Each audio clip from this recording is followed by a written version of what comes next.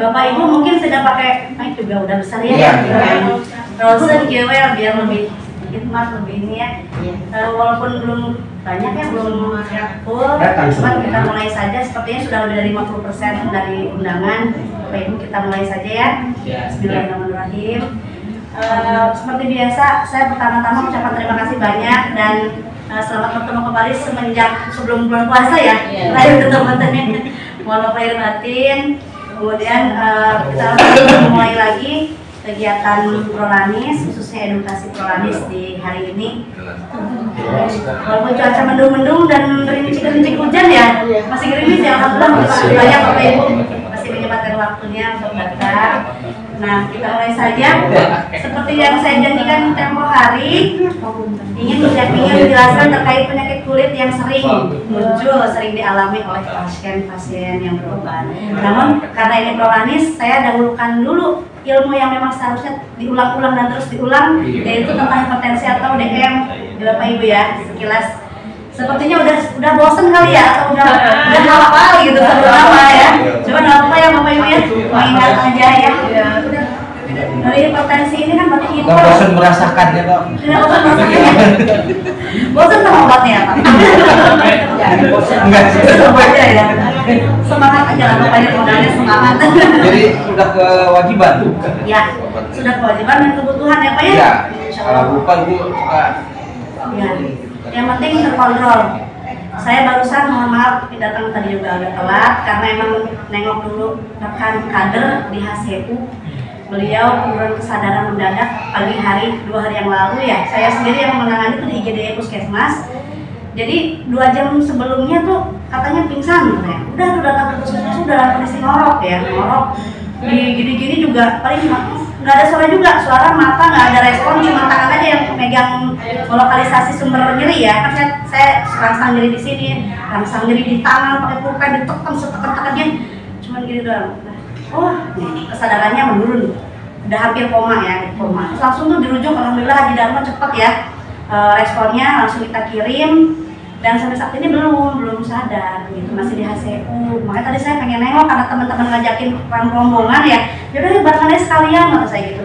Jadi mudah-mudahan Bapak Ibu sekalian yang saya sayangi juga ya, saya hormati, mudah-mudahan tidak sampai jatuh ke kondisi seperti itu dengan kondisi kesehatan yang selalu terkontrol. Kita mah kan nyareat ya, punya darah tinggi semua banyak penderitanya, DM banyak penderitanya.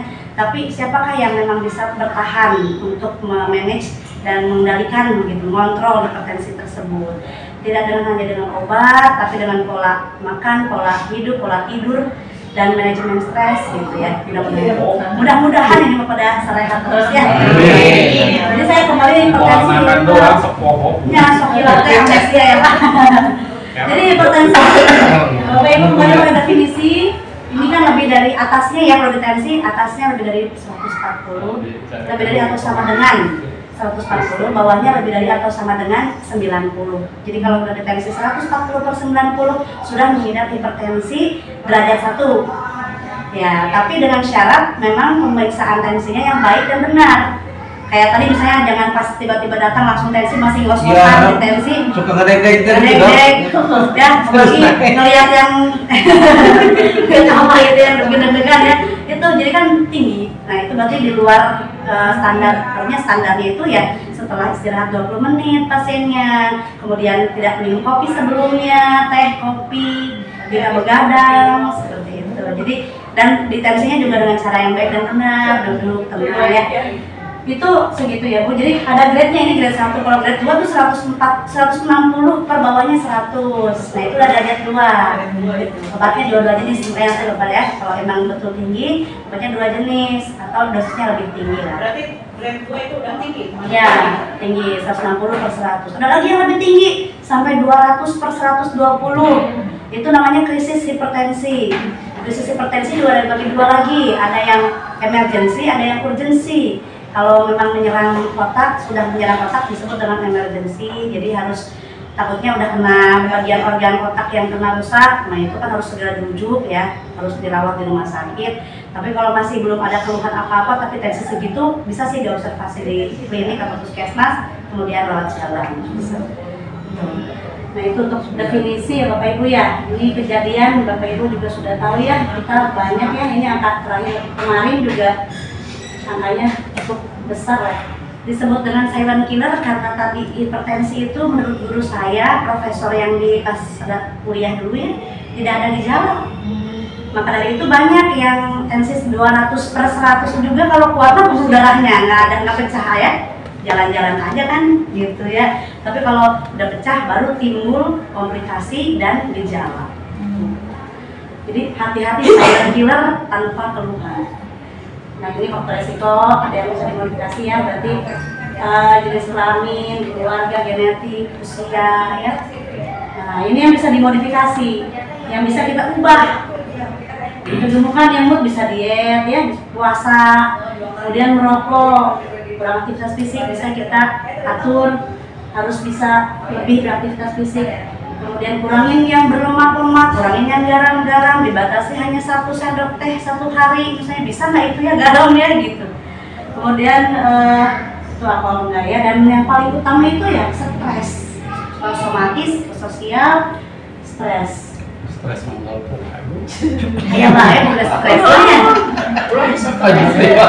Aku pikiran penyakit itu stres.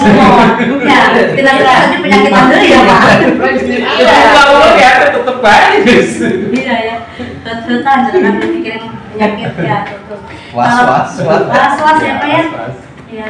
Tapi ada yang sehat terus ya, punya darah tinggi juga alhamdulillah, terkontrol terus dan hidup seperti orang lain yang normal, yang tidak punya hipertensi.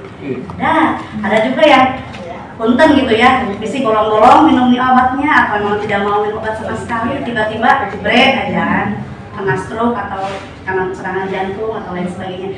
Jadi mungkin tadi teh jalan ikhtiar itu memang harus di ini ya, dilakoni gitu karena untuk menghindari komplikasi. Yang ini langsung kesini aja ini kan gambarannya Bapak Ibu ya, bisa menyerang jantung jadi bisa tersumbat, ada plak itu ya, ada plak yang kita sebut dengan penyakit jantung koroner. Kemudian stroke tadi pecah pembuluh darah biasa dari hipertensi itu karena tekanan yang tinggi. Kemudian rapuh lah, kita sebut rapuh si pembuluh darahnya di otak atau di mana pecah. Otak gitu ya. Iya. Kemudian di ginjal merusak pembuluh darah yang di ginjal sehingga lama-lama fungsinya menurun, jadi gagal ginjal.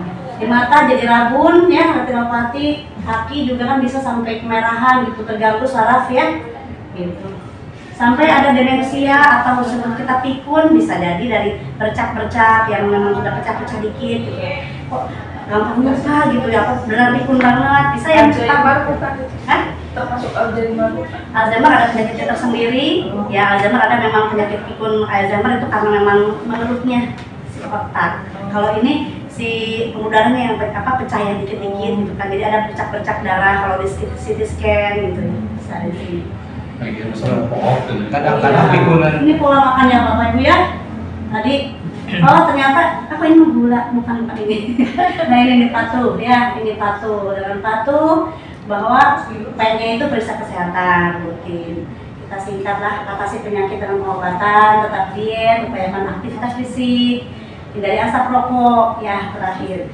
Dan ini juga yang biasanya kita rame disuruh ya supaya hafal dan diaplikasikan, diterapkan, cerdik aja, ingat aja cerdik, cek kesehatan rutin. Nah ini bagian dari upaya kita ya Bapak Ibu ya, setiap bulan mudah-mudahan seterusnya. Apa-apa ya, sini aja ceknya gitu. Iya betul Bu, sini aja, sini. Kalau misalnya pun nggak berkenaan bertepatan dengan kegiatan prolanis, Ibu lagi melewat misalnya, mau sekalian nggak apa-apa, nggak harus pas lagi sakit aja kesini ya, cek tensi gitu ya, cek gulanya.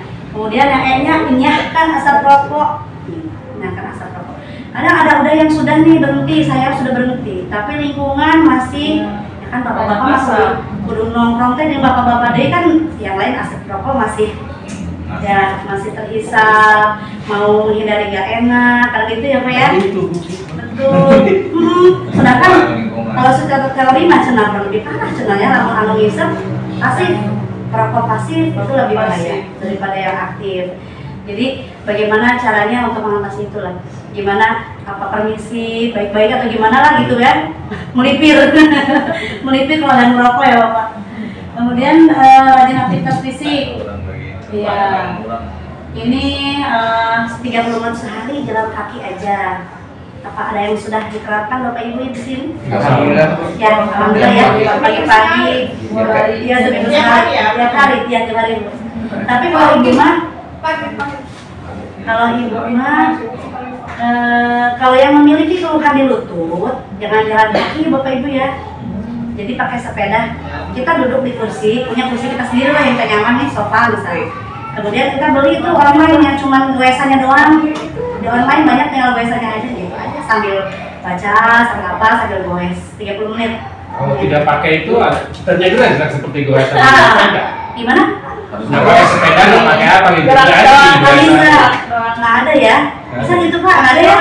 Ada sih Pak yang beli cuma goesannya doang. Jadi kitanya duduk nih di sofa kita ya di rumah, beli yang goesannya doang. Sepeda statis. Iya, kalau yang punya sepeda statis matus, udah sepeda statis ya Pak ya. Tapi kalau yang nggak ada, beli aja yang itu goesannya aja. Bisa itu, jika aktivitas capek lumayan kalau di ini mah terus gitu. Namanya apa? Sepeda statis ya. Sepeda Tapi statis. dengan pakai karet jadi nih pegangin. Pakai karet. Oh yang ini Yang ada juga ya Pak ya. yang Mungkin kalau bapaknya masih nyaman lah dengan gerakan tersebut, nggak keberatan ya, nggak Peringatan itu. ya. Peringatan tuh. Iya, boleh Pak itu juga. Boleh. Boleh. Ya boleh. Itu 30 menit minimal sehari. Justru dok, saya mah kalau pakai sepeda sakit gitu, tapi kalau jalan 45 menit kuat. Oh gitu. Tiap pagi kan Ditekuk ya kalau ya jaga ya di alun-alun itu. Gitu ya. Berarti ya sudah sementara jalan kaki berarti Bapak ya Wah, olahraganya. Ih, waduh gue mata. Ya, itu ternyata untuk Itu goes terjaga di sini. untuk goes aja tuh ada takarannya Pak, ada ukurannya. Ya. Mungkin Bapak kenapa sakit karena terlalu nekuk apa gimana gitu, ada pas ukurannya itu. Sampai harus senyaman mungkin mau goesnya. Jadi kalau emang mau jalan, maka jalan boleh. Biar alun sambil cuci mata ya Pak. Ya, itulah utamanya. Jadi kudu senang di jalanan. Kan menghilangkan stres. Iya betul Pak, betul ya Pak. Iya. Bukan jalannya, senangnya sama. Nah ini dia seimbang, ini perbanyak protein dan sayur. Nah, itu yang sulit, Dok. Karbonya dikurangi. Gitu. Sulit itu. Sulit ya, saya juga pasti sulit. Tapi mudah-mudahan nanti pelan-pelan. Jadi jangan langsung ekstrim segala hal yang kita ubah pelan-pelan aja. Tapi continue dan berkesinambungan gitu. Dan istiqomah cerai gitu ya. Nah kalau yang ini istirahat cukup. Nah ini 8 jam sehari tidur. Kalau malamnya 7 berarti siangnya 1. Jadi harus dalapan lah. Harus dalapan Bapak ditambahkan ya Pak ya. Kalau misalnya bapak-bapak ada yang masih suka ronda ya, berarti dibalaslah minimal siang tuh tidur aja sebisanya. Gitu. Nah ini tidur bagi ada yang sulit tidur nggak Bapak Ibu di sini? Ya sulitnya tuh memulainya atau di tengah-tengah kebangun? Mulainya ya. Harus pakai tangan dulu. Harus diusap-usap dulu. Tengin itu mabuk. Itu kan usap-usap doang lah. Pertama terapi yang paling mudah. Jadi kalau nggak diusap nggak tidur. Gitu ya. Aja suka. Iya. Kalau misalnya masih susah, Bu, udah diusap-usap udah gitu ya. Udah diterapkan belum ya yang dulu teh pernah cetak saya nggak ya di poli teh Bu mandi air hangat. Itu mah gatal ya. Oh itu gatal ya. Ini buat tidur juga Bu sama. Jadi pas mau tidur mandi air hangat air hangat kuku itu ya. Jadi mengarah ke panas gitu. Ini di banyu ya punggung ya. Dari punggung aja dari leher ke bawah. Jangan panas. Malam. Pas mau tidur. Pas lagi susah tidur itu ya. Ada coba gitu ya. Mandi disiram dari mulai leher sampai itu, tapi jangan keramas ya Bu. Air hangat kuku, air hangat kepala. Malam Jumat makan. Malam Jumat makan. 2 kali ya Pak. Itu udah gitu pas udah mandi kan agak relax tuh karena ada otot-otot ya. Setelah itu matikan lampu, mati lampu bener-bener nggak ada cahaya sama sekali. Kemudian handphone itu di setel protokol jauh tapi kalau dekat nanti ngambil lagi TikTok lagi ada nyambungnya nanti. Jadi jauh handphonenya di setel protokol sambil dalam. Serba salah kalau dimatiin lampu kecoa. Sian. Kecoa kecil kecoa besar Bu. Ya mudah-mudahan ya Bu ya dicoba dulu ya Bu. Dicoba mudah-mudahan nanti bisa memulai tidurnya. Kemudian kelola stres. Dimatikan, bener. Kalau kelola stres, Bapak Ibu udah pasti udah ini ya, udah punya caranya tersendiri masing-masing. Semoga bisa lebih efektif dan efisien gitu. Kalau pas ada masalah yang besar dan berat, nah itu tuh bagaimana defense kita untuk manage, mengurangi stres dengan cepat gitu. Nah, ada yang dengan cara kalau dari jiwa ya, dokter jiwa, kalau lagi marah, ini marah nggak ya, marah. Ternyata beda dengan pada saat panik. Kalau yang latihan nafas itu pernah saya bilang ya dulu ya, kalau lagi marah tuh gini Bu, jadi gini ya, tarik nafas, nanti pas gitu sambil teriak gitu loh, pas lagi buang nafasnya, tarik nafas ya gitu. Kenapa? Jadi setengah lompat tapi kan absennya lah.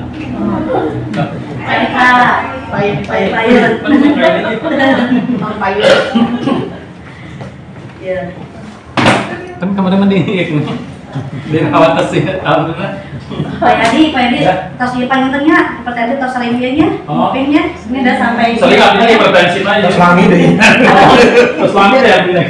Tanggal 25 bagaimana hipertensi, tanggal 30. Tanggal bulan lagi ya, bulan.